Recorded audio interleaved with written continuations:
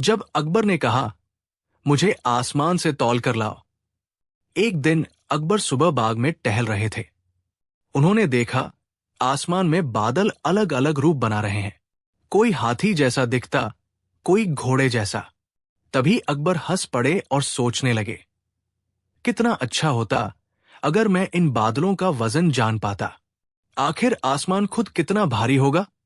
अगले ही दिन दरबार में अकबर ने बीरबल को बुलाकर कहा, बीरबल, मुझे धरती की सबसे अजीब चीज चाहिए। तुमने अब तक सोना, हीरा, कपड़ा सब तौला होगा, लेकिन अब मैं चाहता हूं कि तुम आसमान को तौल कर लाओ। पूरा दरबार हैरान रह गया। मंत्री, दरबारी आपस में खुसुर पुसुर करने लगे। आसमान तौला जा सकता है? अब की बार तो बीरबल भी फंसे। अकबर ने जब अपना हुक्म सुनाया तो कुछ दरबारी हंस पड़े। एक बोला, जहां पनाह, आसमान का कोई तराजू ही कहाँ बनेगा। दूसरा बोला, ये तो नामुमकिन है, बीरबल अब की बार चुप ही रहेंगे। तीसरा बोला, राजा साहब, ये तो पागलपन है, आसमान कैसे तौला जाएगा। अकबर ने सबको डांटा, चुप रहो, तुम सब मूर्ख हो। मैं जानता हूं कि बीरबल कुछ न कुछ जरूर करेगा। अगर वो नहीं कर पाया तो उसकी हाजिर जवाबी पर से मेरा भरोसा उठ जाएगा। बीरबल ने मुस्कुराकर कहा, जहां पनाह, आज्ञा आपकी है। मैं वचन देता हूं कि कल दरबार में आपके सामने आसमान को तौल कर लाऊंगा। शाम को बीरबल बाग में बैठे सोच रहे थे। आसमान को कोई तौल नहीं सकता, लेकिन महाराज ने तो चुनौती दी है, तो इसका हल दिमाग से ही निकालना होगा। उन्होंने देखा बच्चे खेलते खेलते मिट्टी खोद रहे हैं और उसमें पानी भरकर आसमान का प्रतिबिंब देख रहे हैं। बीरबल के दिमाग की घंटी बजी। आसमान तो धरती पर उतर आता है, बस इसे सही तरह से दिखाना है। दूसरे दिन दरबार सजा। अकबर बड़े उत्साह से बैठे थे। तो बीरबल, लाए आसमान, तौल कर दिखाओ। बीरबल ने इशारा किया। पहरेदारों ने दरबार में एक बड़ा सा तराजू रख दिया। दोनों पलड़े खाली थे।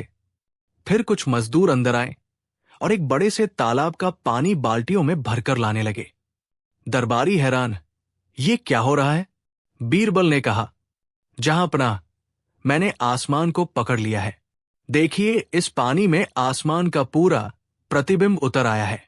अब मैं इसे आपके सामने तौलता हूं। उन्होंने बाल्टी में पानी भरा, तराजू के एक पलड़े में डाला, और जैसे ही पानी स्थिर हुआ, उसमें साफ नीला आसमान और सफेद बादल दिखने लगे। बीरबल बोले, जहां पनाह, ये रहा आसमान। इसे हमने पलड़े में उतार दिया है। अगर आप चाहें तो इसमें बादलों को भी गिन सकते हैं। पूरा दरबार हंसी और तालियों से गूंज उठा। अकबर ने मुस्कुराकर कहा, बीरबल, तुम सचमुच बड़े चालाक हो, लेकिन मैंने तो कहा था कि आसमान को तौल कर लाओ। ये तो सिर्फ दिखाया है, वजन कहाँ है। बीरबल तुरंत बोले, जहां पनाह, आसमान का वजन पूछ रहे हैं तो जवाब लीजिए।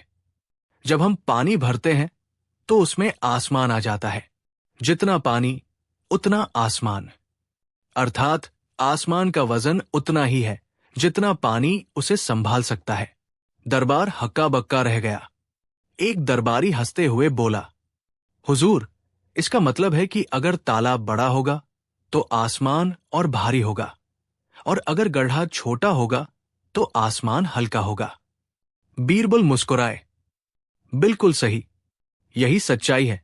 दरअसल आसमान का कोई वजन नहीं, बल्कि उसे देखने वाले की समझ ही उसे भारी या हल्का बनाती है। सब ठाके मारकर हंस पड़े। अकबर हंसते हंसते कुर्सी से उठे और बोले, वाह बीरबल, तुमने एक बार फिर साबित कर दिया कि नामुमकिन को भी मुमकिन बनाने का हुनर सिर्फ तुम्हारे पास है। तुमने न केवल आसमान को तौल दिया, बल्कि हमें सोचने का नया तरीका भी दे दिया। उन्होंने बीरबल को सोने की थाल और कीमती अंगूठी इनाम में दी। मोरल, सीख, असली बुद्धि यही है कि असंभव को भी अपने दिमाग से संभव बना दिया जाए। दुनिया की सबसे कठिन समस्या का हल अक्सर हमारी नजरों के सामने ही होता है, बस देखने का नजरिया चाहिए। जो इंसान कल्पना और समझदारी से काम लेता है, वही हर चुनौती जीत लेता है। अकबर ने कहा, आसमान को तौल कर लाओ। बीरबल ने पानी में आसमान का प्रतिबिंब दिखाकर समझा दिया कि बुद्धि से बड़ा कोई तराजू नहीं होता। दरबार में आई एक अजीब औरत जो खुद को रानी कहती थी। एक दिन दरबार में एक अजीब सी औरत आई। उसके कपड़े महंगे थे, आभूषण चमचमा रहे थे और चाल में अजीब सी अकड़ थी। वो आते ही ऊंची आवाज में बोली, रुको, रास्ता छोड़ो, मैं बादशाह की असली रानी हूं। मुझे मेरे पति अकबर के पास ले जाओ। दरबार के पहरेदार और मंत्री सब दंग रह गए। सब सोचने लगे, ये औरत कौन है? वो औरत दरबार में घुसते ही तख्त के सामने जाकर बोली, जहांपनाह, मैं ही आपकी सच्ची बेगम हूं। ये जो आपके पास बैठी है, असल रानी की ओर इशारा करके, ये नकली है। पूरा दरबार ठहाकों से गूंज उठा। मंत्री, सिपाही और दरबारी हंसते हंसते लोटपोट हो गए। लेकिन अकबर हैरान थे। उन्होंने गंभीरता से पूछा, तुम्हारा नाम क्या है और तुम कहां से आए हो? औरत बोली, नाम पूछकर क्या करोगे? आपको तो मेरा चेहरा पहचान लेना चाहिए। मैं वही रानी हूं जिसे आप सालों पहले भूल गए। अकबर ने दरबारियों की ओर देखा और बोले, ये कैसी सनक है? हमारी असली रानी तो हमारे पास बैठी है। ये औरत आखिर कहना क्या चाहती है? औरत बोली, जहांपनाह, मैं सबूत दूंगी। मेरे पास ऐसे रहस्य हैं जो सिर्फ असली रानी को ही पता हो सकते हैं। औरत ने कहा, आपको याद है, एक बार आप बीमार पड़े थे और मैंने आपको खीर बनाकर खिलाई थी। उसके बाद ही आप अच्छे हो गए थे। क्या यह सच नहीं? अकबर ने हंसकर कहा, अरे खीर तो महल में दर्जनों बार बनी है, ये कोई सबूत नहीं। फिर औरत बोली, आपको याद है, जब युद्ध से लौटे थे तो मैंने आपको सोने की पगड़ी पहनाई थी। वो पगड़ी अभी भी आपके खजाने में रखी होगी। अकबर चौंके। ये बात सही थी, लेकिन ये बात तो महल के सेवक और रानी ही जानते थे। अब दरबार में सन्नाटा छा गया। सबको लगा, कहीं ये औरत सच में तो रानी नहीं? अकबर ने बीरबल को बुलाया। बीरबल, अब तो मामला उलझ गया है। ये औरत कुछ बातें ऐसी कह रही है जो सच है। तुम ही बताओ, असली रानी कौन है? बीरबल मुस्कुराए और बोले, जहांपनाह, असली रानी की पहचान करना मेरे लिए कठिन नहीं है। मुझे बस थोड़ी इजाजत चाहिए। अकबर ने कहा, ठीक है बीरबल, जो करना हो करो। बीरबल ने दोनों रानियों, असल और नकली, से कहा, महल की असली रानी को तो जरूर सिलाई बुनाई और पाक कला का अच्छा ज्ञान होगा। दोनों को यहां दरबार में कपड़ा सिलना और खीर बनाना होगा। दोनों सहमत हो गई। असल रानी ने नर्म हाथों से बारीक कढ़ाई करना शुरू किया। उसकी कारीगरी देखते ही सब दंग रह गए। लेकिन नकली औरत ने सुई में धागा ही नहीं डाला। उसने गड़बड़ाकर कहा, ये सब तो नौकरानियां करती हैं। रानी ऐसे काम थोड़े करती है। दरबार में हंसी का फव्वारा फूट पड़ा। बीरबल बोले, ठीक है, अब दोनों को खीर पकानी होगी।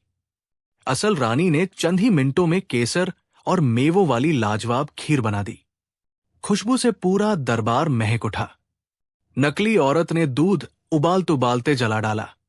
उसमें खीर का नामो निशान नहीं रहा। अब सबको समझ आ गया कि असली रानी कौन है। लेकिन बीरबल यही नहीं रुके। उन्होंने एक आखिरी परीक्षा रखी। उन्होंने कहा, दोनों रानियों को बादशाह की पसंदीदा चीजें लिखनी होंगी। जो असली होगी वही सही ही लिखेगी। असल रानी ने कागज पर लिखा, बादशाह को घुड़सवारी, कबूतरबाजी और आम खाना सबसे ज्यादा पसंद है। नकली औरत ने लिखा, बादशाह को सोना इकट्ठा करना और शिकार पर जाना पसंद है। अकबर जोर से हंस पड़े। वाह बीरबल, तुम्हारी इस चाल ने तो इसे पूरी तरह बेनकाब कर दिया। बीरबल ने सिपाहियों को आदेश दिया कि नकली औरत की अच्छी तरह जांच की जाए। जांच करने पर पता चला कि वो दरअसल एक चालाक ठगनी थी, जो महल में घुसकर खजाना हथियाना चाहती थी। उसने एक पुराने सेवक से असली रानी की कुछ आदतों की जानकारी जुटाई थी और उन्हीं बातों का सहारा लेकर खुद को रानी साबित करना चाहती थी। अकबर गुस्से से बोले, ढोंगिन, तूने दरबार को धोखा देने की हिम्मत की, तुझे कड़ी सजा मिलेगी। लेकिन बीरबल हंसते हुए बोले, जहांपनाह, इसे सजा की जगह एक सीख दीजिए। इसे महल से निकालकर लोगों के बीच भेज दीजिए, ताकि सब जान सके कि झूठ और चालाकी का अंत शर्मिंदगी से होता है।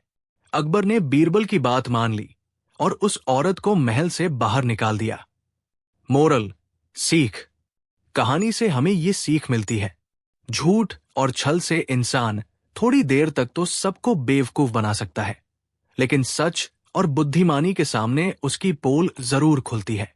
असली पहचान कभी झूठे सबूतों से साबित नहीं होती, बल्कि कर्म और सत्य से होती है। और सबसे महत्वपूर्ण, बीरबल की चतुराई हर बार झूठ और ढोंग पर भारी पड़ती है।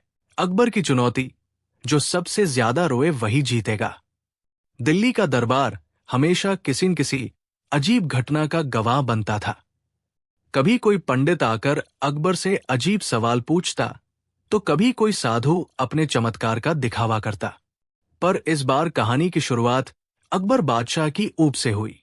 उस दिन दरबार में सब बहुत गंभीर बैठे थे, न कोई हंसी न कोई मजाक। अकबर का मन खिन्न हो गया। उन्होंने एक गहरी जम्हाई ली और बोले, दरबारियों, जिंदगी में सिर्फ हंसना ही क्यों जरूरी है? रोना भी तो इंसान का स्वाभाविक भाव है। आज मैं एक नई प्रतियोगिता रखता हूं। जो मेरे सामने सबसे ज्यादा रोएगा वही जीतेगा। दरबार सन। सबको लगा, अरे ये कैसा अनोखा फरमान है। बीरबल मुस्कुराए। उन्होंने सोचा, जहांपनाह का मन बहलाने के लिए ये नई चाल चली है। देखते हैं कौन कौन रोने का नाटक करता है। सबसे पहले दरबार में एक मोटाद गड़ा व्यापारी आया। उसके चेहरे पर लालिमा और पेट पर थैली जैसी गोलाई। अकबर ने कहा, तो व्यापारी, हमें रुलाकर दिखाओ। व्यापारी ने तुरंत आंखें मलनी शुरू कर दी। रोने की आवाजें निकालने लगा। हाय, मेरी बीवी, मेरी गाय, मेरा पैसा, सब लुट गया। उसने अपनी दोनों हथेलियां आंखों पर रख ली और जोर जोर से चिल्लाने लगा। दरबार हंसने लगा। बीरबल बोले, महाराज, इसे देखिए, ये रो कम रहा है और हंस ज्यादा रहा है। इसकी आंखों में असली आंसू नहीं है, ये तो सिर्फ प्याज रगड़ कर आया होगा। व्यापारी रंगे हाथ पकड़ा गया और शर्म से सिर झुका लिया। अब दरबार में एक ऊंट वाला आया। उसने अकबर को झुककर सलाम किया और बोला, जहांपनाह, मैं आपको ऐसा रोना सुनाऊंगा कि आप भी रो पड़ेंगे। उसने किस्सा सुनाना शुरू किया। मेरा ऊंट मेरे लिए बेटा जैसा था। एक दिन वो तालाब में गिर गया और धड़ाम, वो जोर जोर से रोने का अभिनय करने लगा। इतना नाटकीय अभिनय किया कि कई दरबारी हंसी रोक न पाए। बीरबल आगे बढ़े और बोले, महाराज, इसके रोने में दर्द नहीं, ड्रामा है। अगर इसका ऊंट सचमुच डूब गया होता तो ये आज दरबार में नहीं आता, बल्कि ऊंट के मांस का बाजार लगाता। अकबर ने ठहाका लगाया और ऊंटवाले को भी बाहर कर दिया। अब एक बूढ़ा साधु आया, लंबी दाढ़ी, माला और कांपते हाथ। वो सिंहासन के सामने आकर फूट फूट कर रोने लगा। हाय, मैंने अपना जीवन व्यर्थ गवा दिया। तपस्या की, भक्ति की, पर ईश्वर नहीं मिले। हाय हाय। उसकी आंखों से सचमुच आंसू टपक रहे थे। अकबर भावुक हो गए। बोले, लगता है ये सच्चा दुखी है। पर तभी बीरबल ने उसकी थैली पर नजर डाली। उन्होंने झटपट थैली उठाई और उसमें से ढेर सारे सोने के सिक्के निकाल लिए। बीरबल हंसते हुए बोले, जहांपनाह, ये साधु भगवान के लिए नहीं, इन सिक्कों के लिए रो रहा था। देखिए, जैसे ही मैंने सिक्के उठाए, इसके रोने की आवाज और तेज हो गई। दरबार ठहाकों से गूंज उठा। अब दरबार में शाही गायक आया। उसने रोने के बजाय राग छेड़ दिया। हाय री किस्मत। ओह, उसने ऐसे सुर निकाले कि सचमुच लगता था कोई शोक सभा है। कुछ दरबारी उसकी आवाज सुनकर सचमुच उदास हो गए। लेकिन बीरबल ने तुरंत तंज कसा, जहांपनाह, ये गा रहा है, रो नहीं रहा। ये गाना सुनकर लोग रोएंगे जरूर, पर ये खुद कभी नहीं रोएगा। अकबर ने हंसते हुए उसे भी बाहर कर दिया। अब अकबर बोले, बीरबल, इतने लोग आए पर कोई जीत नहीं पाया। अब तुम्हारी बारी है। अगर तुम हमें सचमुच रुला दो तो मान लूंगा कि दुनिया में सबसे बड़ा रोने वाला तुम ही हो। बीरबल मुस्कुराए। उन्होंने कहा, जहांपनाह, आप हमें इनाम दीजिए, तब मैं रोकर दिखाऊंगा। अकबर ने तुरंत आदेश दिया, ठीक है, इसे 1000 स्वर्ण मुद्राएं दो। बीरबल ने सोने की थैली ली और अचानक रोने लगे। हाय हाय, मेरा दुर्भाग्य, मैंने इतनी मेहनत की, फिर भी बादशाह ने मुझे सिर्फ 1000 स्वर्ण मुद्राएं दी। क्या मेरी कीमत इतनी ही है? उनकी आंखों से नकली नहीं, असली आंसू निकल पड़े। पूरा दरबार दंग रह गया। अकबर ने कहा, बीरबल, तुम क्यों रो रहे हो? मैंने तो तुम्हें इनाम दिया है। बीरबल और जोर से रोए। जहांपनाह, अगर आज मुझे 1000 दिए तो कल को दरबार का कोई और मूर्ख भी आपसे 1000 ले लेगा। मेरी मेहनत और मेरी बुद्धि की कोई कीमत नहीं। हाय हाय, अब दरबार में हर कोई हंसते हंसते लोटपोट हो गया। बीरबल के रोने का असर इतना गहरा हुआ कि अकबर हंसते हंसते आंसू बहाने लगे। उन्होंने कहा, बीरबल, तुमने तो हमें भी रुला दिया। सचमुच, अगर कोई जीत सकता है तो वो सिर्फ तुम हो। अकबर ने तुरंत 1000 नहीं बल्कि 10,000 स्वर्ण मुद्राएं बीरबल को भेंट की। मोरल, बीरबल ने दरबार की ओर देखकर कहा, जहांपनाह, रोना केवल आंखों से नहीं होता। रोना असली तब है जब दिल को चोट लगे या बुद्धि कोई ऐसा तर्क दे कि सुनने वाले हंसते हंसते रो पड़े।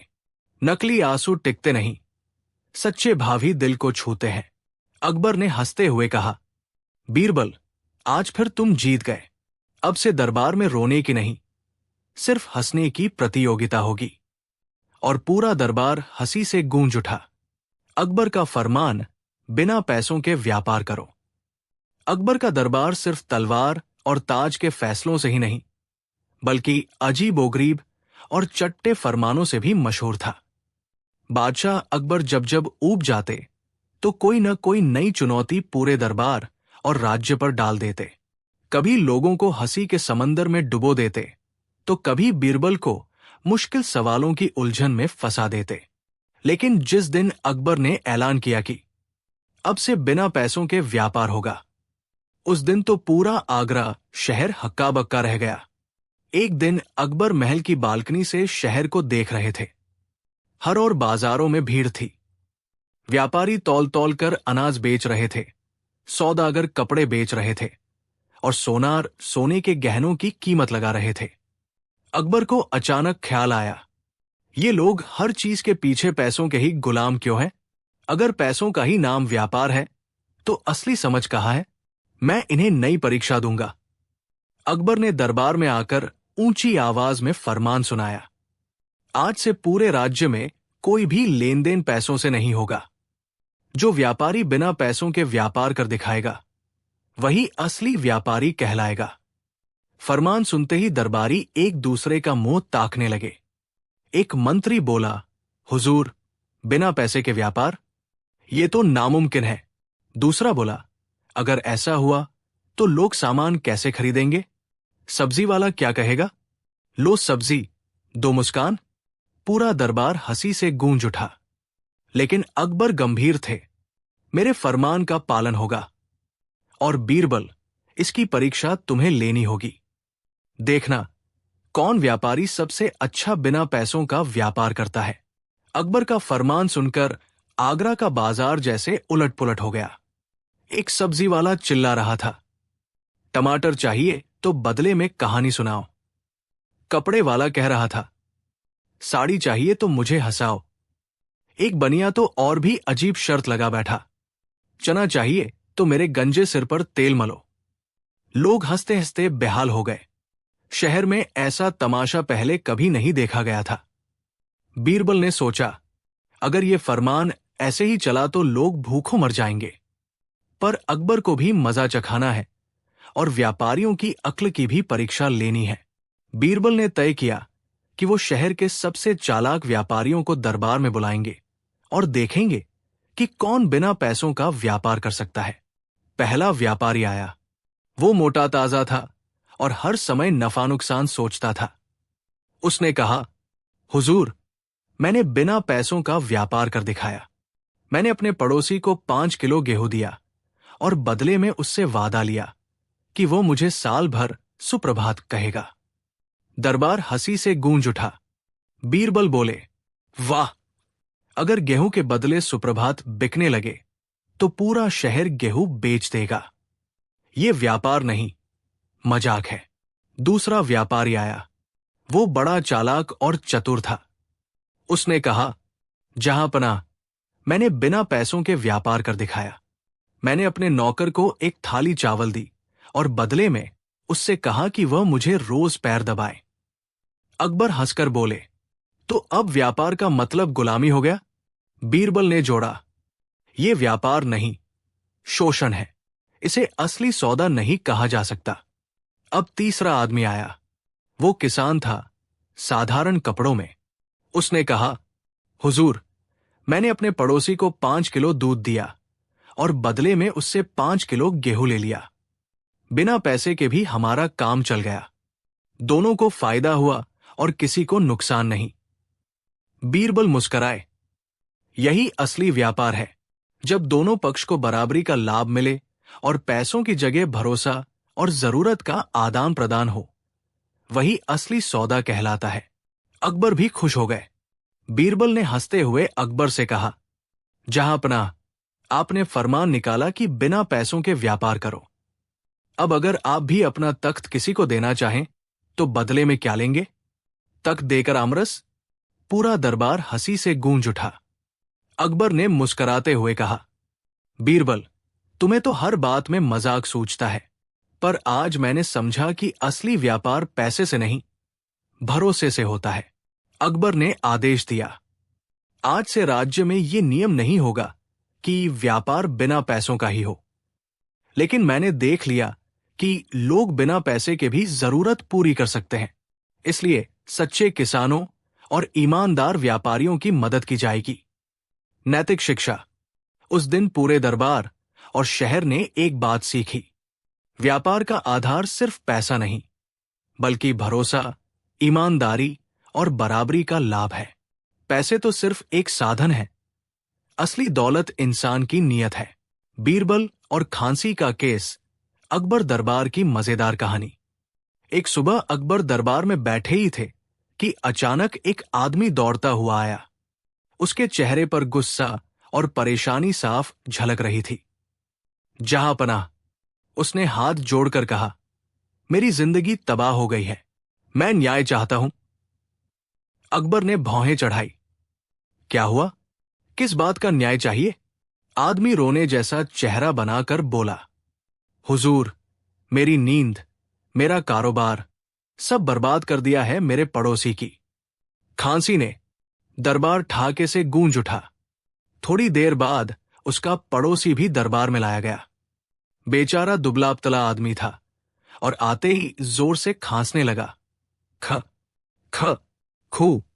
पहला आदमी चिल्लाया, देखा हुजूर, यही है मेरी बर्बादी का कारण। दिन रात खांसता रहता है, मैं सो नहीं पाता, आराम नहीं कर पाता। मेरी दुकान भी आधी बंद रहती है। मेरी बीवी भी कहती है, खांस खांस कर हमें पागल कर दिया इसने। अब आप ही न्याय कीजिए। अकबर ने हैरानी से दोनों को देखा। अरे, ये तो बड़ा अजीब मुकदमा है। खांसी पर भी कोई केस करता है? खांसी तो बीमारी है, अपराध नहीं। पर शिकायत करने वाला बोला, नहीं हुजूर, जब चोरी करने वाले को सजा मिलती है तो मेरी नींद और चैन चुराने वाले को भी सजा मिलनी चाहिए। ये खांसी वाला अपराधी है। पूरा दरबार फिर हंसी से गूंज उठा। अकबर ने सिर पकड़ लिया और बोले, अबे, ये मामला तो बड़ा ही उलझा हुआ है।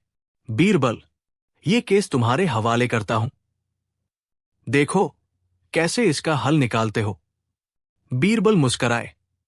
जहांपनाह, खांसी का केस भी सुलझ जाएगा, लेकिन आज दरबार में थोड़ी हंसी भी होगी। बीरबल ने खांसने वाले से पूछा, कितने समय से खांस रहे हो? हुजूर, पूरे 3 महीने से। बीरबल बोले, और डॉक्टर को दिखाया? जी हां, सबने कहा पुरानी खांसी है, दवा से ठीक हो जाएगी। अब बीरबल शिकायत करने वाले की ओर मुड़े, तुम्हें नींद नहीं आती? बिल्कुल नहीं हुजूर, रात को ये खांसता है तो मेरा पूरा परिवार जाग जाता है, हमारी नींद उड़ जाती है। बीरबल ने दरबारियों की ओर देखा और बोले, अब असली गवाही चाहिए। गवाही देगा? खुद गला। सब चौंक गए। गला? वो कैसे? बीरबल हंसकर बोले, हां, खांसी उसी से निकलती है, इसलिए गला ही असली गवाह है। उन्होंने खांसी वाले को हुक्म दिया, जोर से खांसो। वो बेचारा जोर से खांसने लगा। ख ख खू। दरबार हंसी से गूंज उठा। बीरबल बोले, जहां पनाह, गला गवाही दे चुका है। ये आदमी बीमार है, अपराधी नहीं, लेकिन पड़ोसी की तकलीफ भी सच है। इसलिए मेरा फैसला यह है, 1, ये बीमार आदमी अगले 1 महीने तक अपने घर में अकेले अलग कमरे में सोएगा। 2, पड़ोसी को उसकी मदद करनी होगी और दवा लाकर देनी होगी। 3, अगर 1 महीने में खांसी ठीक न हुई तो पूरा खर्च पड़ोसी ही उठाएगा, क्योंकि पड़ोसी को इसकी खांसी की वजह से सबसे ज्यादा परेशानी है, तो इलाज में उसका भी हिस्सा होना चाहिए। अकबर ठाका मारकर हंस पड़े। वाह बीरबल, तुमने तो खांसी का केस भी ऐसे निपटाया जैसे मजाक हो। अब न तो बीमार को सजा मिली, न ही शिकायत करने वाले को धोखा हुआ। दरबार तालियों और हंसी से गूंज उठा। नैतिक शिक्षा। उस दिन सबने सीखा, कभी कभी जो हमें सबसे बड़ी परेशानी लगता है, उसका इलाज मजाक या गुस्से से नहीं, बल्कि समझदारी और मदद से होता है। अकबर का अद्भुत मुकदमा। जब गधे ने दी गवाही। एक दिन सुबह दरबार में भीड़ लगी थी। तरह तरह के लोग अपने मुकदमे लेकर आए थे। कोई जमीन के झगड़े में फंसा था, तो कोई चोरी की शिकायत लेकर आया था। लेकिन अचानक ही 2 आदमी एक गधे को पकड़कर दरबार में आ गए। उनके चेहरे लाल पीले थे और हाथों में एक मोटा रस्सी बंधा था, जिसमें बेचारा गधा घसीटा जा रहा था। दरबार में ठाके गूंज उठे। महाराज, उनमें से एक आदमी चिल्लाया, हम दोनों का मुकदमा इस गधे से जुड़ा है और हम चाहते हैं कि न्याय गधा ही करे। सुनकर पूरा दरबार हंसी से लोटपोट हो गया। अकबर भी हंस पड़े, लेकिन जिज्ञासु हो उठे, अरे ये कौन सा नया तमाशा है? गधा और गवाही, जरा खुलकर बताओ। पहला आदमी बोला, जहांपनाह, ये गधा मेरा है, मैंने इसे पाला है, इसे चारा खिलाया है, लेकिन ये आदमी कहता है कि गधा उसका है। दूसरा आदमी बीच में बोल पड़ा, नहीं हुजूर, ये गधा मेरा है, इसने चोरी से इसे अपने घर में बांध लिया, असली मालिक मैं हूं। अकबर ने भौहें चढ़ाई, तो फिर सबूत क्या है? कौन बताएगा गधे का असली मालिक कौन है? दोनों चिल्ला चिल्लाकर अपनी अपनी दलीलें देने लगे, लेकिन दोनों के पास कोई पुख्ता सबूत नहीं था। गवाह भी कोई नहीं था, बस बेचारा गधा था, जो दरबार में खड़ा होकर ढेंचू ढेंचू कर रहा था। अकबर ने गंभीर स्वर में कहा, अगर सबूत नहीं है तो मुकदमा मुश्किल है, लेकिन अगर तुम दोनों चाहते हो कि गधा ही गवाही दे तो वैसा ही होगा। गधा ही बताएगा कि उसका असली मालिक कौन है। दरबार फिर से हंसी से गूंज उठा। सब लोग कानाफूसी करने लगे, गधा गवाही देगा, ये कैसा मुकदमा होगा? इतने में अकबर ने बीरबल की ओर देखा। बीरबल, ये मुकदमा तुम्हें सुलझाना है, लेकिन याद रहे, गवाही गधा ही देगा। बीरबल मुस्कराए, उनकी आंखों में शरारत की चमक थी। जहां पनाह, आपकी आज्ञा सिर आंखों पर। गधा ही बताएगा कि उसका मालिक कौन है। बीरबल ने दोनों आदमियों और गधे को अपने साथ दरबार के पीछे ले जाने का आदेश दिया। सब दरबारी उत्सुकता से देखने लगे। बीरबल ने दोनों से कहा, ठीक है, तुम दोनों अपना अपना दावा करते हो। अब गधा ही असली मालिक बताएगा, लेकिन पहले गधे की परीक्षा करनी होगी। बीरबल ने एक नौकर से कान में धीरे धीरे कुछ कहा। नौकर तुरंत गया और थोड़ी देर बाद दरबार के पीछे से घास का एक बड़ा ढेर ले आया। बीरबल ने आदेश दिया, अब तुम दोनों गधे के मालिक बारी बारी से इसका नाम लेकर बुलाओ। देखते हैं गधा किसकी ओर दौड़ता है। पहला आदमी आगे बढ़ा और गधे से बोला, आजा मेरे लाल, आजा प्यारे गधे। गधा हिला तक नहीं, बस अपनी आंखें झपकाता रहा। अब दूसरा आदमी बोला, आजा मेरे प्यारे साथी, आजा। गधा इस बार भी चुपचाप खड़ा रहा। उसने घास की तरफ भी देखा नहीं। दरबार हंसी से गूंज उठा। गधा तो दोनों को पहचानता ही नहीं। लोग कहने लगे, लेकिन बीरबल की चालाकी यही खत्म नहीं हुई थी। उन्होंने चुपके से नौकर को इशारा किया और गधे को अंदर के कमरे में ले गए। वहां उन्होंने दोनों आदमियों से कहा, अब तुम दोनों गधे के कान में फुसफुसाकर अपना अपना नाम बताओ। गधा किसे याद रखेगा वही मालिक होगा। दोनों ने बारी बारी से गधे के कान में कुछ कहा। बीरबल ने नौकर से कहा, गधे की पीठ पर कंबल डाल दो और इसे यही बांध दो। हम थोड़ी देर में गधे से गवाही लेंगे। थोड़ी देर बाद दरबार में सबको बुलाया गया। गधा लाया गया। बीरबल ने मुस्कुराकर कहा, अब गधा गवाही देगा। असली मालिक कौन है ये गधा ही बताएगा। उन्होंने दोनों आदमियों की ओर देखा और बोले, लेकिन गधा बोल नहीं सकता, इसलिए उसकी गवाही मैं समझाऊंगा। दरअसल जब मैंने गधे को कमरे में छोड़ा था तो उसके कान में जिसने सचमुच अपना नाम बताया, गधा उसी की गंध और स्पर्श से परिचित हो गया और असली मालिक वही है। अकबर ने आश्चर्य से पूछा, तो फिर गधा किसे पहचानता है? बीरबल ने मुस्कुराकर कहा, जहां पनाह, गधे की गवाही साफ है। इसका असली मालिक ये दूसरा आदमी है, क्योंकि जब ये गधे के पास गया तो गधे ने इसके कपड़ों को सूंघा और इसकी ओर लपका, जबकि पहले वाले को देखकर गधा बिल्कुल उदास था। पहला आदमी गुस्से से चीखने लगा, नहीं, ये झूठ है, गधा मेरा है। बीरबल ने हंसते हुए कहा, अगर ये सच होता तो गधे ने तुम्हें देखते ही खुशी जताई होती, लेकिन गधे ने तुम्हारी तरफ देखा तक नहीं। असली मालिक वही है जिसे गधा खुद पहचान गया। सारे दरबारी तालियां बजाकर हंसने लगे। अकबर भी ठहाका मारकर हंस पड़े। अकबर ने कहा, बीरबल, तुमने गधे से गवाही दिलवाकर भी सच उजागर कर दिया। सचमुच तुम्हारी बुद्धि का कोई मुकाबला नहीं। फिर उन्होंने दोनों आदमियों की ओर देखकर आदेश दिया, गधा उसके असली मालिक को लौटा दिया जाए, और जो झूठा दावा कर रहा था उसे दरबार में सबके सामने माफी मांगनी होगी। नैतिक शिक्षा, मोरल। उस दिन दरबार में सबने एक बात सीख ली, झूठ चाहे कितना भी शोर मचाए, लेकिन सच को पहचानने के लिए बुद्धि ही सबसे बड़ा सहारा है। और इस मुकदमे की कहानी पूरे शहर में फैल गई। वो दिन जब गधे ने गवाही दी। दरबार में आया अंधा फकीर और बीरबल की चतुराई। दिल्ली का मुगल दरबार। सुबह की धूप लाल किले की दीवारों को सुनहरी आभा से रंग रही थी। बाजारों में चहल पहल, महलों में शाही तामझाम और दरबार में रंग बिरंगे कपड़ों में सजे दरबारी। अकबर बादशाह अपने सिंहासन पर बैठे थे और उनके चारों ओर हंसी मजाक, सवाल जवाब और छोटे छोटे मुकदमे चल रहे थे। ऐसे ही समय में दरबार के दरवाजे पर एक अजीब शख्स आया। सिर पर गेरुए रंग की पगड़ी, हाथ में लकड़ी की लाठी, आंखों पर काला पट्टा। लोग फुसफुसाने लगे, ये कौन है? कहते हैं कोई अंधा फकीर है, बड़ी दूर से आया है।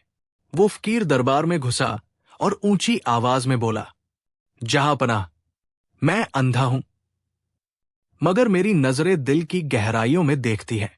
मैं सच और झूठ पहचान सकता हूं। अगर आपकी इजाजत हो तो मैं दरबार का राज खोल सकता हूं। अकबर मुस्कुराए।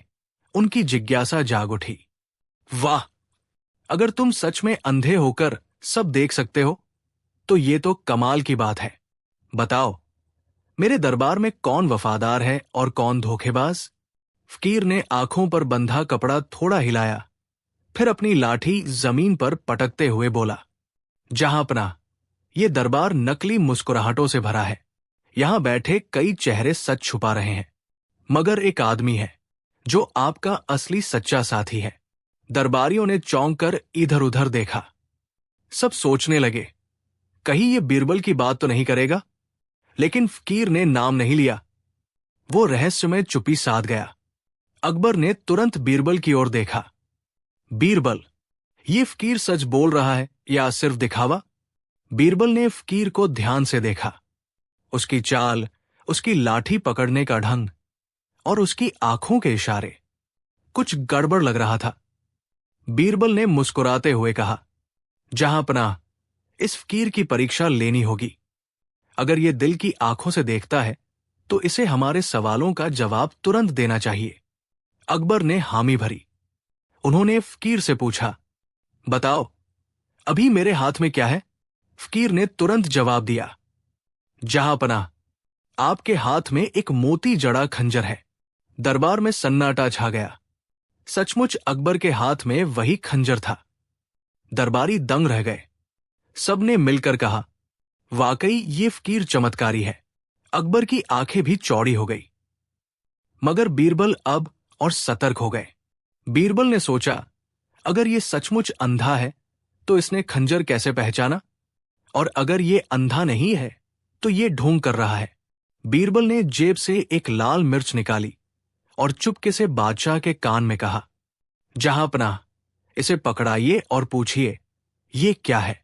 अकबर ने वैसा ही किया। फकीर ने हाथ से मिर्च टटोली और हंसते हुए बोला, जहांपनाह, ये कोई कीमती पत्थर है जिसे आप गहनों में जड़वाते हैं। दरबार में ठहाका गूंज उठा।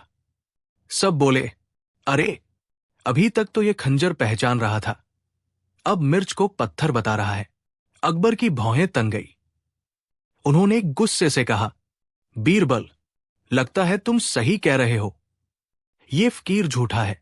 लेकिन फकीर भी चालाक निकला। उसने तुरंत तर्क दिया, जहांपनाह, मेरी आंखें अंधी हैं, मगर मैं दिल से देखता हूं। और मेरे दिल ने कहा कि ये चीज कीमती है, इसलिए मैंने पत्थर कहा। कुछ दरबारी उसके पक्ष में भी बोलने लगे, जहांपनाह, हो सकता है ये सच्चा हो। दिल की नजर से देखने का मतलब यही तो है। अब मामला और उलझ गया। अकबर उलझन में पड़ गए। उन्होंने गंभीर स्वर में कहा, बीरबल, अब इस फकीर की पोल खोलो, मुझे सच्चाई चाहिए। बीरबल ने मुस्कुराकर कहा, जहांपनाह, मैं इस फकीर को 3 सवाल पूछूंगा। अगर ये सचमुच अंधा है तो फंस जाएगा। बीरबल ने पहला सवाल किया, फकीर बाबा, दरबार में इस समय कौन सबसे सुंदर है? फकीर ने आत्मविश्वास से कहा, जहांपनाह, आप सबसे सुंदर हैं। सारे दरबारी खिलखिला उठे। बीरबल ने धीरे से अकबर से कहा, जहांपनाह, जिसने कभी देखा ही नहीं, वो सुंदरता कैसे पहचान सकता है? अकबर को बात जंच गई। बीरबल ने दूसरा सवाल किया, अगर आप दिल से देखते हैं तो बताइए, इस समय मेरे सिर पर क्या है? फकीर थोड़ा हड़बड़ाया और बोला, आपके सिर पर पगड़ी है। दरबार हिल गया हंसी से, क्योंकि बीरबल ने सुबह मजाक में पगड़ी उतार दी थी और सिर पर सिर्फ एक फूल लगाया था। अब अकबर भी हंस पड़े। बीरबल ने तीसरा सवाल किया, बाबा, आपने कहा कि आप अंधे हैं, तो बताइए, अभी आपकी लाठी किस दिशा में झुकी है? फकीर तुरंत दाएं ओर इशारा कर गया। बीरबल ने कहा, देखा जहांपनाह, अगर ये सचमुच अंधा होता तो ये दिशा कैसे बता पाता? ये सब धोखा है। दरबार में तालियां गूंज उठीं। अकबर ने सख्त स्वर में कहा, ऐ फकीर, तूने हमारे दरबार को बेवकूफ बनाने की कोशिश की। तेरे झूठ की सजा यह है कि तू शहर छोड़कर चला जाए। फकीर शर्मिंदा होकर सिर झुकाए दरबार से बाहर चला गया। मोरल, बीरबल मुस्कुराए और दरबार की ओर देखकर बोले, जहांपनाह, आंखें बंद करने से इंसान अंधा नहीं कहलाता। असली अंधापन तो तब होता है जब इंसान सच देखते हुए भी उसे मानने से इनकार कर दे। हमें आंखों से ही नहीं, दिमाग और दिल से भी सच पहचानना चाहिए। अकबर ने खुश होकर बीरबल को इनाम दिया और दरबार हंसी खुशी से गूंज उठा। बीरबल और आलसी कारीगर का अधूरा महल। लंबी मजेदार कहानी। एक सुबह दरबार में एक अमीर व्यापारी आया। उसके चेहरे पर गुस्से की लकीरें थी और आंखों में शिकायत झलक रही थी। उसने हाथ जोड़कर कहा, जहांपनाह, मुझे इंसाफ चाहिए। मेरे साथ बड़ा धोखा हुआ है। अकबर ने पूछा, क्या हुआ? किसने तुम्हारे साथ धोखा किया? व्यापारी बोला, हुजूर, मैंने एक कारीगर को सोने चांदी से सजने वाला शानदार महल बनाने का काम सौंपा था। मैंने उसे खूब दाम दिए, लेकिन उसने आधा महल बनाकर छोड़ दिया और अब कहता है कि काम पूरा हो गया है। अगर आप मेरी मदद न करेंगे तो मैं बर्बाद हो जाऊंगा। अकबर ने सिपाहियों को आदेश दिया कि उस कारीगर को दरबार में लाया जाए। कुछ देर बाद एक दुबला-पतला, टेढ़ी कमर वाला कारीगर दरबार में आया। आते ही उसने जम्हाई ली और बोला, हुजूर, मैंने तो व्यापारी का काम पूरा कर दिया है। अगर वो महल अधूरा है तो ये उसकी आंखों का दोष है। मुझे अब और काम करने की जरूरत नहीं। पूरा दरबार हंसी से गूंज उठा। अकबर ने हैरानी से कहा, तो क्या अधूरे महल को ही पूरा महल कहते हो? कारीगर बोला, जहांपनाह, मैंने आधा महल बनाया है, बाकी आधा तो पहले से ही हवा में है। जरा सोचिए, बिना हवा के क्या कोई महल खड़ा रह सकता है? तो मेरा काम पूरा हुआ। अकबर ने सिर पकड़ लिया। यह तो बड़ा अजीब मामला है। एक कहता है अधूरा, दूसरा कहता है पूरा। बीरबल, अब इस मामले का हल तुम्हें ही निकालना होगा। बीरबल मुस्कुराए और बोले, हुजूर, मामला थोड़ा पेचीदा है, लेकिन हल निकलेगा। पहले हमें खुद महल देखना होगा। अगले दिन अकबर, बीरबल और दरबारियों की टोली व्यापारी के महल की ओर गई। वहां जाकर सब हक्के बक्के रह गए। महल का आधा हिस्सा बेहद सुंदर बना था। सोने के दरवाजे, नक्काशीदार दीवारें, रंगीन झरोखे। लेकिन बाकी आधा हिस्सा बिल्कुल खाली था। न दीवारें थी, न छत, बस ईंटों का ढेर पड़ा था। व्यापारी गुस्से से बोला, हुजूर, देख लीजिए, यही है मेरा अधूरा महल। इस धोखेबाज ने मेरे लाखों रुपए हजम कर लिए। कारीगर बोला, नहीं हुजूर, मैंने आधा काम किया और आधा भगवान पर छोड़ दिया। भगवान का काम भी पूरा है तो मेरा काम भी पूरा है। पूरा दल हंसी से लोटपोट हो गया। बीरबल ने थोड़ी देर सोचा और फिर मुस्कुराकर बोला, जहांपनाह, ये कारीगर बड़ा ही चालाक है। ये खुद को होशियार समझ रहा है, लेकिन इसका इलाज भी है। अकबर ने कहा, तो जल्दी बताओ। बीरबल बोले, मुकदमे का हल यह है कि व्यापारी ने पूरे महल के लिए पैसे दिए थे, इसलिए कारीगर को आधा पैसा वापस करना होगा। क्योंकि आधा महल उसने बनाया और आधा भगवान पर छोड़ दिया। भगवान तो कोई पैसा नहीं लेता, तो ये भी नहीं ले सकता। बीरबल का फैसला सुनते ही दरबार हंसी से गूंज उठा। कारीगर का चेहरा उतर गया। हुजूर, ये तो अन्याय है। बीरबल मुस्कुराकर बोले, नहीं, ये सबसे बड़ा न्याय है। काम अधूरा हो तो मेहनताना भी अधूरा मिलेगा। अकबर ठाका मारकर हंस पड़े और बोले, वाह बीरबल, तुमने एक बार फिर अपनी बुद्धि से मुश्किल आसान कर दी। सचमुच अधूरे महल का केस भी मजेदार मुकदमा बन गया। नैतिक शिक्षा।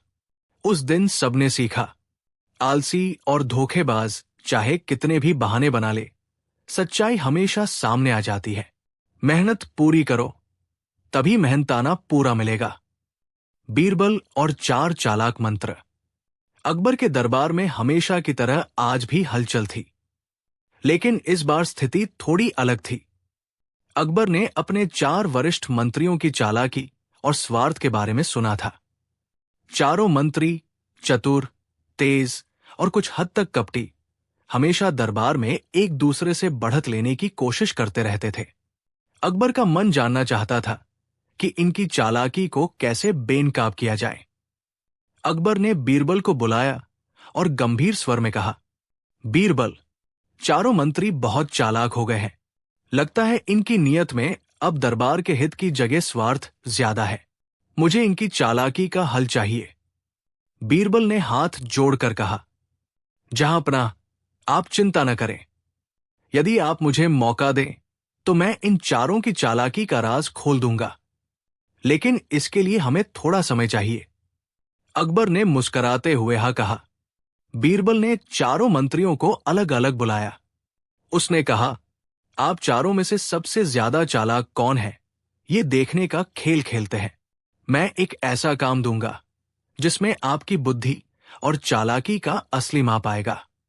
मंत्रियों को यह चुनौती बड़ी रोचक लगी। उन्होंने सोचा, आखिर बीरबल हमें क्या चुनौती देगा? हम तो उसके सामने भी बड़े चालाक हैं। बीरबल ने दरबार के बीच एक बड़ा संदूक रखा और चारों से कहा, इस संदूक में कुछ ऐसा है जो हर मंत्री के लिए अलग अलग संकेत देगा। जो इसे सबसे जल्दी समझेगा वही विजेता होगा। चारों मंत्रियों ने तुरंत चुनौती स्वीकार कर ली। संदूक में पहला संकेत था, जिस मंत्री के पास सबसे ज्यादा लालच है उसे सबसे पहले बाहर निकलना होगा। मंत्रियों ने हंसते हुए कहा, बीरबल ने हमें फिर से परीक्षा में डाल दिया है। ये तो आसान है। लेकिन जैसे ही उन्होंने संदूक खोला, उन्होंने देखा कि अंदर से केवल 4 छोटे झोले निकले, जिनमें हर मंत्री के नाम की मोहर लगी थी। झोले में नोट लिखा था, सच का रास्ता सबसे चालाक के लिए आसान होता है। मंत्रियों में हड़कंप मच गया। कोई समझ नहीं पा रहा था कि इसका मतलब क्या है। चारों मंत्री अपनी चालाकी दिखाने के लिए आपस में बहस करने लगे। पहला बोला, मैं सबसे चालाक हूं, मैं इसे तुरंत समझ लूंगा। दूसरा बोला, नहीं, मैं ज्यादा बुद्धिमान हूं, मेरा उपाय सबसे सही है। तीसरा बोला, मैं तो पहले ही इसके संकेत को पहचान चुका हूं।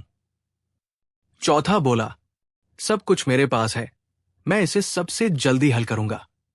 दरबार में बैठे अकबर हंस रहे थे। बीरबल शांत खड़े होकर मुस्कुरा रहे थे। बीरबल ने संदूक की तलाशी ली और एक जादुई पत्र निकाला। पत्र में लिखा था, सच्चाई और ईमानदारी ही सबसे बड़ी बुद्धि है। लालच और घमंड केवल भ्रम पैदा करते हैं।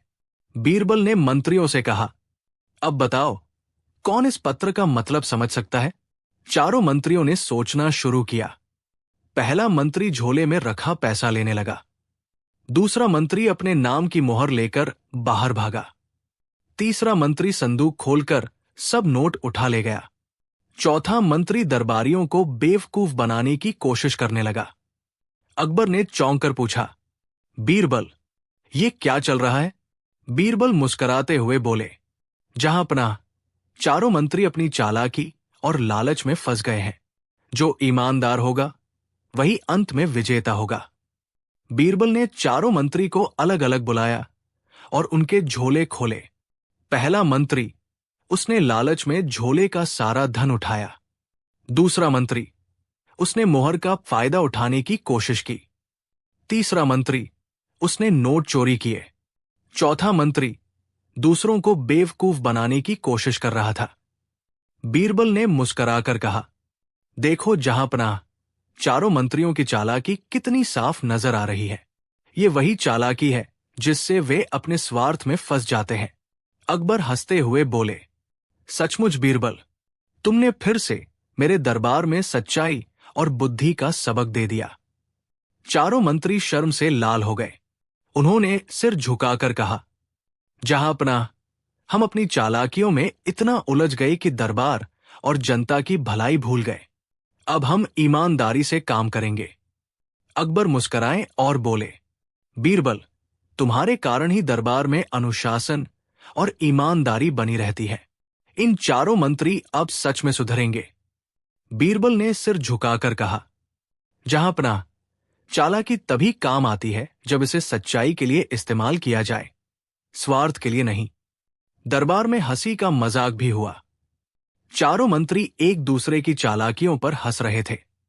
अकबर ने मजाक में कहा, अब यह सुनिश्चित हो गया कि चालाकी और बुद्धि का असली फायदा तभी है जब इसे अच्छे कार्य के लिए प्रयोग किया जाए। बीरबल ने धीरे से चारों से कहा, याद रखो, स्वार्थ और लालच के जाल में फंसने वाला कभी विजेता नहीं बन सकता। मंत्रियों ने सिर झुकाकर सहमति दी।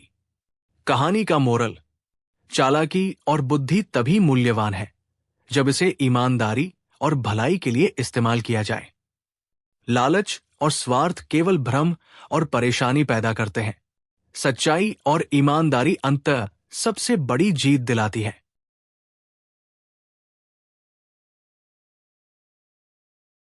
जब अकबर ने पूछा, आंखें खुली हो फिर भी अंधा कौन? एक दिन अकबर सुबह दरबार में बैठे थे। उन्होंने, बीरबल, मुझे बताओ, ऐसी कौन सी चीज है या कौन सा व्यक्ति जिसकी आंखें खुली हों फिर भी वो अंधा है? दरबार में अचानक खामोशी छा गई। मंत्री, दरबारी एक दूसरे को देखने लगे। एक बोला, हुजूर, ये तो नामुमकिन है। दूसरा बोला, शायद कोई अंधा साधु। तीसरा बोला, या कोई मूर्ख आदमी। अकबर हंसते हुए बोले, बीरबल, देखना तुम्हारी बुद्धि इस पहेली को कैसे सुलझाती है। अगर तुम जवाब नहीं दोगे तो दरबार में तुम्हारी हाजिर जवाबी का क्या होगा? बीरबल मुस्कुराए और हाथ जोड़कर बोले, जहां पनाह, मैं कल तक इसका उत्तर लेकर आऊंगा। बीरबल महल की बाग में टहलते हुए सोचने लगे। आंखें खुली पर अंधा, इसका मतलब केवल आंखों की रोशनी नहीं है। शायद यहां कुछ और गहरा अर्थ छुपा है। वे बाजार गए और लोगों को देखा। कुछ लोग पढ़ने लिखने में अक्षम थे, कुछ गरीब थे, कुछ बहुत धनाढ़े लेकिन दूसरों की मदद नहीं करते थे। बीरबल ने अपने मन में कहा, सच्चाई यही है कि आंखें देखने के लिए होती है, पर समझ और इंसानियत नहीं देख पाने वाले वास्तव में अंधे होते हैं। अगली सुबह बीरबल दरबार में उपस्थित हुए। अकबर ने मुस्कुराते हुए पूछा, तो बीरबल, बताओ, कौन अंधा है जबकि आंखें खुली हैं? बीरबल ने हल्की मुस्कान के साथ कहा, जहां पनाह, वो व्यक्ति अंधा है जिसकी आंखें देखती तो है पर हृदय और बुद्धि अंधी हो। जो दूसरों की तकलीफ नहीं देखता, जो सत्य और न्याय को नहीं देखता, वो सच्चाई में अंधा है। दरबार में खामोशी थी। अकबर ने आंखें चमकाकर कहा, बहुत बढ़िया, लेकिन उदाहरण भी तो दो। बीरबल ने कहा, जहां पनाह, देखिए, वो धनी जो गरीब की मदद नहीं करता, वो अंधा है। वो राजा जो न्याय नहीं करता, वो अंधा है। वो आदमी जो सच नहीं देख सकता और झूठ में फंसा रहता है, वही अंधा है। दरबार के दरबारी सोचने लगे। कुछ शर्मिंदा हो गए, कुछ प्रभावित। अकबर बोले, बहुत अच्छा बीरबल, लेकिन अगर मैं कहूं कि ये केवल बुद्धि से हल नहीं होगा तो? बीरबल मुस्कराए, जहां पनाह, आंखें खुली होने से अंधापन सिर्फ शरीर का नहीं, मन और हृदय का भी होता है। असली दृष्टि वही है जो अच्छाई और सत्य को देखे। जो नहीं देख सकता, वही अंधा है। अकबर हंस पड़े और बोले, सचमुच, तुम्हारी समझदारी ने फिर साबित कर दिया कि बुद्धि ही असली शक्ति है। एक दरबारी बोला, हुजूर, इसका मतलब यह है कि जो मैं रोज बीरबल की चालाकी देखता हूं, वो तो हर दिन अंधा होता जा रहा है। बीरबल हंसकर बोले, वही तो, दरबार में सच और न्याय देखने वाले को ही आंखें खुली मानते हैं। पूरा दरबार हंसी और तालियों से गूंज उठा। अकबर ने बीरबल को सोने की अंगूठी और कीमती वस्तुएं इनाम में दी। बीरबल, तुम्हारी हाजिर जवाबी और बुद्धि हर समय इस दरबार का गौरव है। तुम्हारे बिना दरबार अधूरा है। बीरबल विनम्रतापूर्वक झुके और बोले, जहां पनाह, आपकी सेवा करना ही मेरा सबसे बड़ा पुरस्कार है। मोरल, सीख, आंखें केवल देखने के लिए होती है, लेकिन असली दृष्टि बुद्धि, हृदय और न्याय में होती है। जो व्यक्ति दूसरों की तकलीफ नहीं देखता, झूठ और अन्याय को नहीं पहचानता, वो वास्तव में अंधा है। बाहरी दृष्टि से नहीं, बल्कि मन और हृदय से देखना ही जीवन की असली शक्ति है। आंखें खुली होने से देखने वाला अंधा नहीं होता। असली अंधापन वह है जो हृदय और बुद्धि से सच और न्याय नहीं देख सकता। बीरबल और आधा राजा आधा फकीर। एक दिन अकबर दरबार में बैठे थे। चारों तरफ दरबारी खड़े थे और किसी न किसी मुद्दे पर चर्चा चल रही थी। अचानक अकबर का मन बड़ा अजीब सा हो गया। उन्होंने सोचा, राजा होने का सुख तो मेरे पास है, पर एक फकीर की तरह बेफिक्री और संतोष मेरे पास नहीं है। राजा और फकीर दोनों में कौन बड़ा है? अगर कोई इंसान आधा राजा और आधा फकीर हो तो क्या वह सबसे महान कहलाएगा? अकबर ने दरबार में सबके सामने सवाल रख दिया। दरबारियों, बताओ, अगर कोई आदमी आधा राजा और आधा फकीर बन जाए तो क्या होगा? क्या वह दुनिया का सबसे शक्तिशाली और सबसे सुखी इंसान कहलाएगा? दरबारियों ने तरह तरह के जवाब दिए। कोई बोला ऐसा संभव नहीं, कोई बोला वो सबसे महान होगा। पर अकबर किसी जवाब से संतुष्ट नहीं हुए। उन्होंने मुस्कुराकर बीरबल की ओर देखा। तो बीरबल, तुम्हारा क्या कहना है? क्या ऐसा कोई इंसान हो सकता है जो आधा राजा और आधा फकीर हो? बीरबल ने हल्की मुस्कान के साथ कहा, जहांपनाह, इसका जवाब सीधे शब्दों में नहीं दिया जा सकता। इसके लिए मुझे थोड़ा समय और जांच करनी होगी। अकबर ने तुरंत कहा, ठीक है बीरबल, मैं तुम्हें 3 दिन देता हूं। 3 दिन बाद तुम मुझे इस सवाल का सही और तर्कपूर्ण जवाब दोगे। बीरबल ने सोचा, अगर मुझे यह साबित करना है तो मुझे ऐसे उदाहरण खोजने होंगे जहां इंसान दोनों भूमिकाओं में है। सबसे पहले वे गांव के किसानों के बीच पहुंचे। एक किसान से पूछा, तुम्हें राजा और फकीर में से कौन अच्छा लगता है? किसान बोला, राजा के पास शक्ति और ऐश्वर्य है, पर फकीर के पास मन की शांति। राजा का काम हमें सुरक्षा देना है, लेकिन फकीर हमें आत्मा की शांति का रास्ता दिखाता है। फिर बीरबल शहर के बाजार में गए। वहां एक व्यापारी से पूछा, अगर तुम्हें राजा बनने का मौका मिले तो क्या तुम फकीर बनना चाहोगे? व्यापारी हंसते हुए बोला, राजा बनना तो आसान है अगर धन हो, पर फकीर बनने के लिए त्याग चाहिए। दोनों साथ साथ होना मुश्किल है। इसके बाद बीरबल मंदिर गए। वहां एक फकीर बैठे थे। बीरबल ने उनसे पूछा, आप राजा को बड़ा मानते हैं या फकीर को? फकीर मुस्कुराकर बोले, राजा के पास सत्ता है पर वो हमेशा चिंता में रहता है। फकीर के पास कुछ नहीं पर उसके पास सुकून है। अगर कोई इंसान राजा की ताकत और फकीर की तसल्ली को एक साथ रख सके, वही सबसे महान होगा। बीरबल को यही जवाब चाहिए था। उन्होंने सोचा, अब मुझे ये सबक अकबर को एक ऐसे अंदाज में समझाना होगा कि वे प्रभावित हो जाएं। 3 दिन बाद दरबार सजा। अकबर ने पूछा, तो बीरबल, बताओ, आधा राजा और आधा फकीर बनने का क्या मतलब है?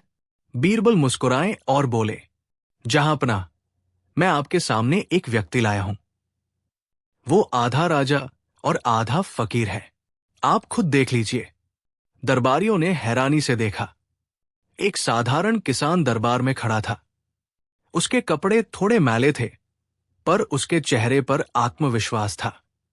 बीरबल ने कहा, ये इंसान दिन भर खेतों में मेहनत करता है। ये फकीर की तरह सादगी और संतोष से जीवन बिताता है, लेकिन अपने गांव में ये राजा की तरह सम्मानित है। लोग इसके फैसले मानते हैं। ये सबको भोजन देता है, अपने गांव की समस्याएं हल करता है। यानी अपने छोटे से क्षेत्र में ये राजा भी है और जीवन जीने के तौर तरीके में फकीर भी। अकबर आश्चर्यचकित रह गए। उन्होंने किसान से पूछा, क्या तुम खुद को राजा मानते हो? किसान ने झुककर कहा, जहांपनाह, मैं राजा नहीं, पर अपने परिवार और गांव की खुशियों का रखवाला हूं। मेरे पास सोना चांदी नहीं, लेकिन मेरे पास संतोष है, और यही सबसे बड़ी दौलत है। बीरबल ने आगे कहा, जहांपनाह, आधा राजा और आधा फकीर बनने का यही मतलब है। जिसके पास शक्ति और सम्मान हो, पर साथ ही त्याग और संतोष भी हो। अगर किसी इंसान के पास ये दोनों गुण हो तो वही सबसे महान कहलाता है। अकबर गहरी सोच में पड़ गए। उन्होंने धीरे धीरे कहा, सच है बीरबल, राजा होने के बावजूद मैं हमेशा चिंताओं में घिरा रहता हूं। फकीर बनने का सुख मेरे पास नहीं। अगर मैं अपने राजपाट की शक्ति के साथ फकीर की तरह संतोष भी अपना लूं, तो मैं सबसे महान राजा बन सकता हूं। बीरबल ने मुस्कुराते हुए कहा, जहांपनाह, यही असली जवाब है। आधा राजा और आधा फकीर बनकर ही इंसान पूर्ण होता है।